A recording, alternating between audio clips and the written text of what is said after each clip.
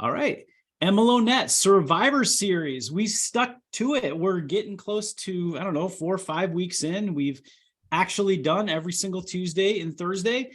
We actually have Thursday off this week. I will not be here. I will not tell everybody that I'm not going to be here. So if you show up, you're going to be up hanging out by yourself on a Zoom.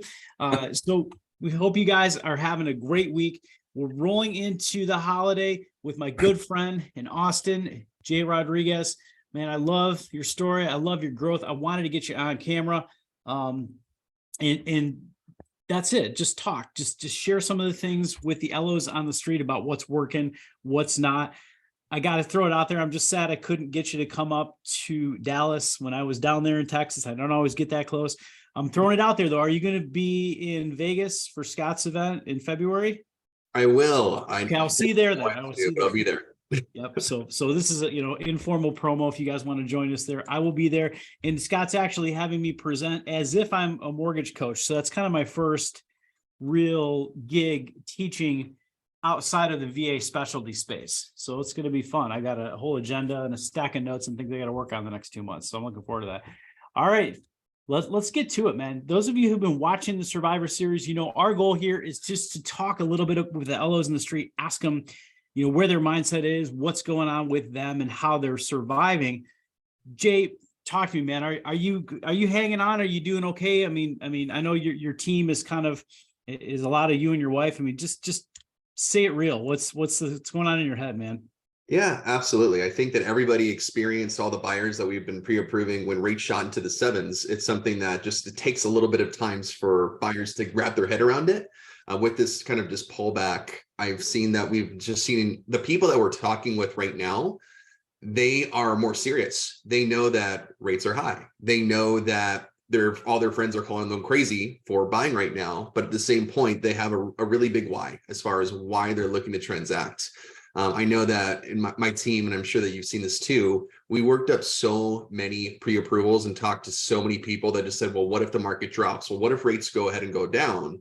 I'm just going to wait. I'm just going to wait. And even though we would go ahead and work with all of our agents and get all their documents in, get them pre-approved, there was so much activity that we just did, but it didn't necessarily lead to conversion. Whereas now the people that we're working with, not only, of course, is it shifted more towards that being more of a buyer market side, but it's something that is, it's more fruitful. So even though there's less applications than what we had in, say, like in the Q2, this is something that it's definitely, it seems that more strategic, and who we're working with is actually, again, transacting. So that's not just kind of being where you're just spinning in circles and having people kicking tires. So that's been very helpful. So are you guys doing different things on the presentation part or the connection part or something to keep these people sticky, if you will? So what we've been doing is on the presentation side, everybody gets a total cost analysis, a TCA. Either I will do that or my loan partner will do that. I try to go ahead and have him do it more. He seems to throw out less concessions than I do. I sell away the farm or give away the farm, but it allows us to be able to just have that be shown. And a lot of times they'll have an idea about their payment in mind. The total cost analysis, TCAs, you can totally do this with MBS Highway as well, but just showing like the seller paid buy downs and showing where rates could be and how, yeah, we're going to go ahead and see this little bit of a correction down in price, but at the same point, buy now, because you're going to still go ahead and see things kick up towards the end of next year. You're not going to see a 10% correction. And even if you did, it's really not as much saving as you thought it would be. So it's kind of just talking those numbers with them. I really try to have that be a live consultation as opposed to just sending a number. Live with the presentation pieces, they got those and you're explaining those at the same time, right? I really try to not let them see numbers without being on the phone or on a Zoom call. But then you give them to them as you're presenting, right? Because it's just way too scary and they're not going to go ahead and know what everything is until you talk about that. Once we've had a discussion, I have no problem sending Loom videos and things out and here, this is what this is the proposal, because now they get it. Now they understand how everything is working. But until we've actually gone able to go ahead and at least have a quick 5-minute discussion, there's too many numbers and they're not going to know what things are. And anybody that looks at that, especially if you're a loan officer that doesn't know what a TCA is, it's hard to dissect or even understand as a professional until you kind of understand how it works.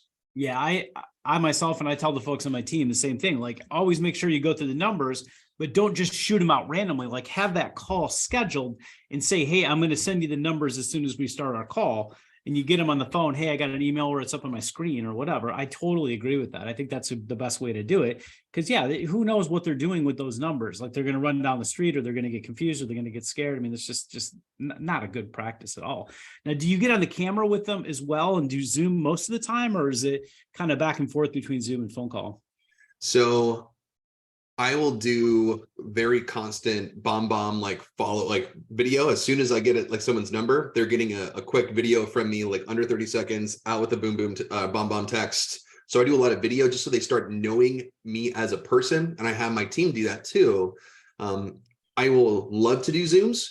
Zooms usually tend to go longer, just it is what it is. But also I'm totally fine with having a phone call as well, presenting that way. And then what I always do to be able to kind of just re-cement everything is go over the points of what our conversation was in a Loom video, so they get my face saying, hey, this is what we talked about. And a lot of times when I build these proposals, we'll change it halfway.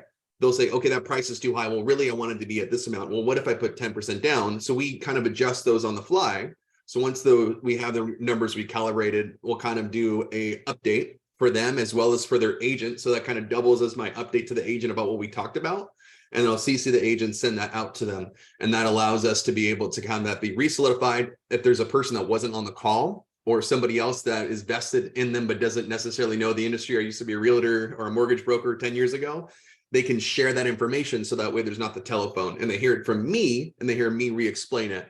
So I like to kind of recap with a quick 2-minute video, just going over, this is what we talked about, and thanking them, and always giving them the next steps in the description. I love it, man. So, I mean, you threw out some tech tools there: Loom, BombBomb, TCA, MBS Highway. And you know, I'm going to lead into this next question that you and I talked about last night. We were talking about this call. You mentioned something about expanding into new markets. And a lot of times people are hesitant to do that because of the relationships. How does that tech play into what you're doing? You talk a little bit about expanding into new markets. I mean, that's been one of your things. Yeah, absolutely. So kind of just a little bit of taking a back step. My longest tenure at a mortgage company was 7 years at New American Funding. I went there as a call center loan officer, and I was one of their top call center guys for 5 years. Then I went to outside retail with New American Funding. I was able to go ahead and continue marketing my database and keep working with the clients that I worked with for 22 years. If that makes sense. So in doing, or not 22 years, sorry, in 22 states. We were in 22 states at the time. So I don't. You're not that old, dude. I know you. I know you're not that old. 30. I'm 31. But so being able to go ahead and already have being the gift of being able to connect with somebody over the phone, and then also adding video to that. I already have a big database, but the biggest kind of roadblock that you have when you're dealing with an out-of-state listing agent or an out-of-state buyer's agent is that fear that you're going to be some person that's going to screw their deal, screw their commission, and they're not going to be able to get a hold of you. So if you can eliminate that by just being persistent about both getting them on the phone, I don't care if they're rude to you, following up with a nice video, including the client in that video. So that way you are a person. You are now Jay Rodriguez. You can't just be some random headshot jockey that they're not going to know and they're going to be scared of. So if you alleviate the scare, the scared mindset, now you can go ahead and be a pillar for them, because there's chances are people are just working with the person that's they've met that didn't suck. And there's a lot of opportunity, especially when you kind of expand that market, to be able to be something that's new, refreshing, and there's maybe they haven't seen business transacted that way.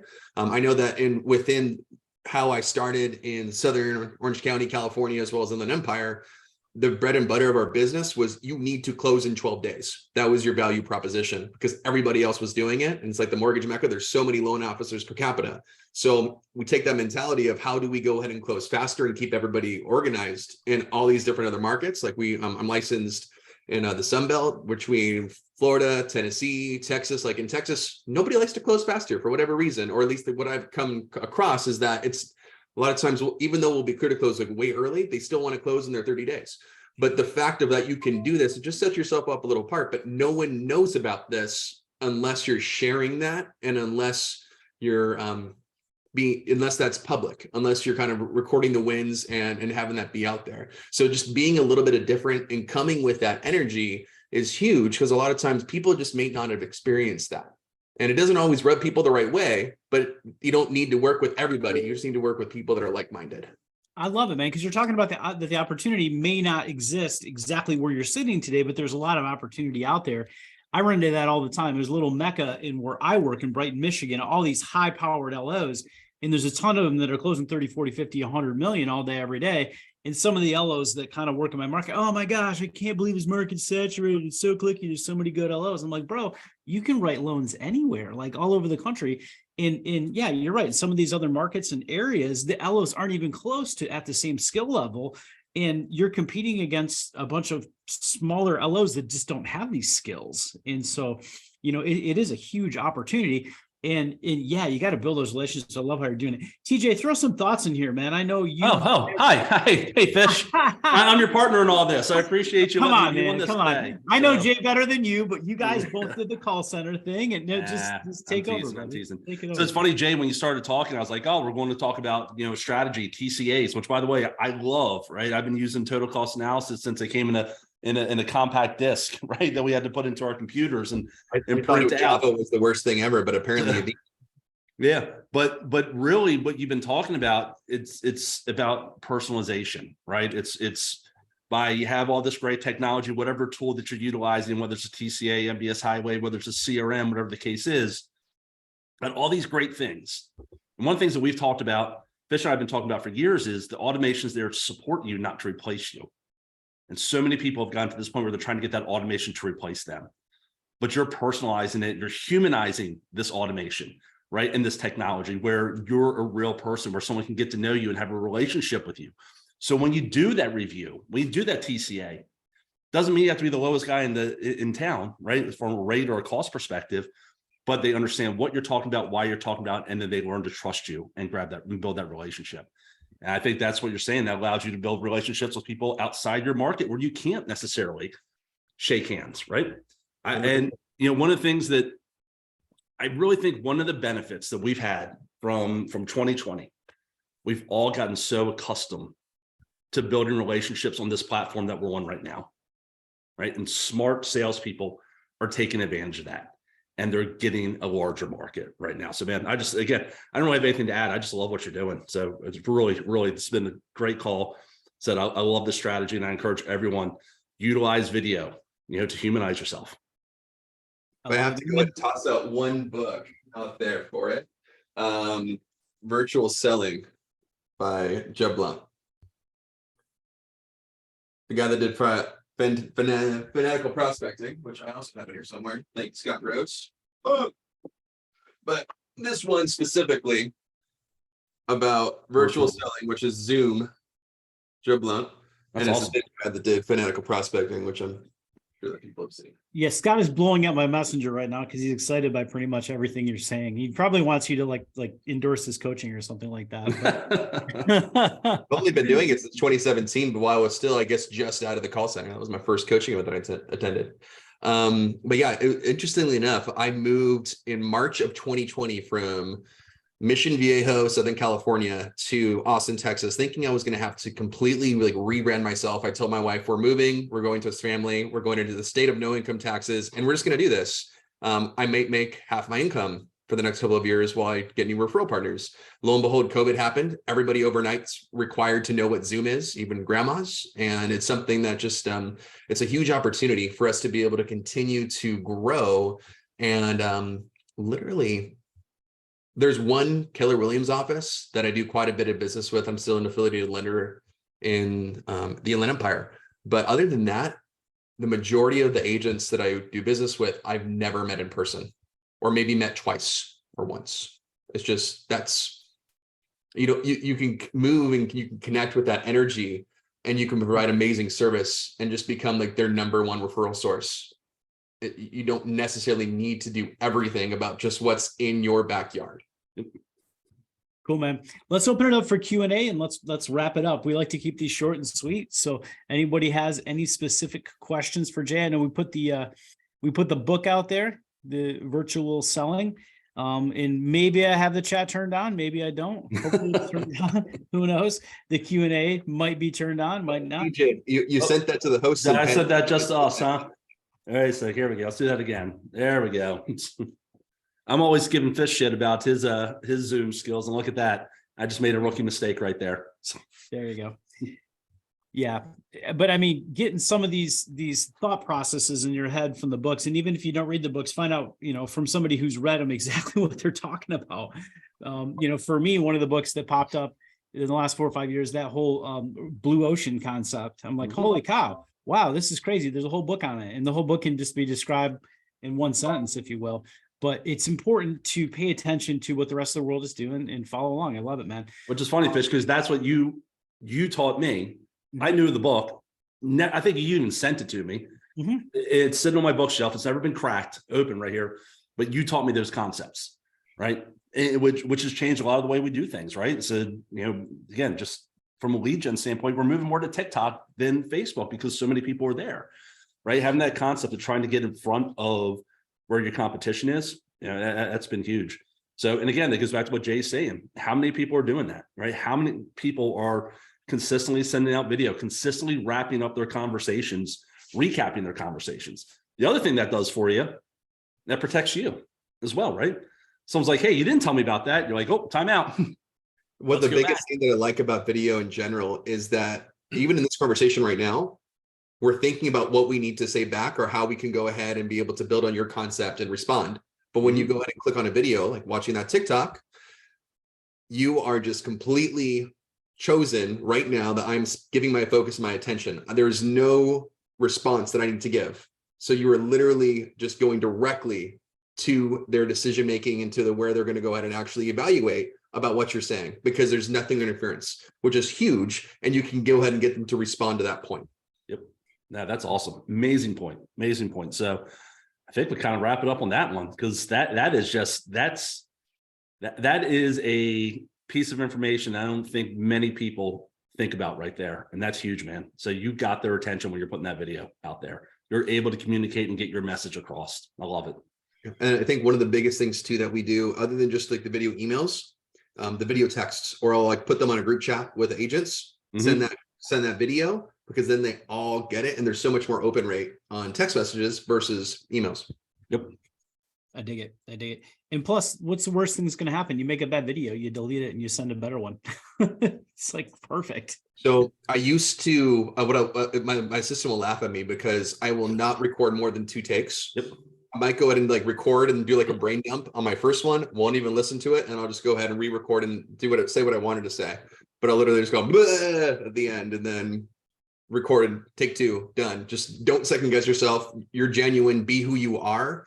I think one of the biggest things too, when you're recording a video, if it's for like a mass audience or in general, I know that sometimes I'm looking at the Zoom right now, looking at you, but when you're recording, make sure you're looking at the camera and that camera becomes like your best friend. Like you really need to go ahead and convey and translate that energy, especially if there's not a person that you're speaking to. Think of somebody that's warm, that goes and triggers that emotional response, that they're going to see it. It's going to be genuine. And that's something that's going to be the best, is making sure you're looking directly into that camera. I like it. All right, let's wrap it up here. So I'm going to close this out, just reminding you guys that the Survivor Series is here for you. There's no strings attached to it. The folks that are doing this, I mean, they're doing it out of the goodwill of their heart, and because in theory they like us. Help them out. If you're in Austin, you want to give Jay a shout out, or if you happen to have somebody moving to that area and you're not licensed in Texas, you want to hit Jay up. Help Jay. He's helped us. We definitely appreciate your time. We hope you guys have a great Thanksgiving. We will see you after the holiday week. We're going to continue doing this. A lot of you reached out and said, hey, this was what I needed. So that's what we like to hear. We appreciate you guys. Network well, and we'll talk soon. Thanks to everyone.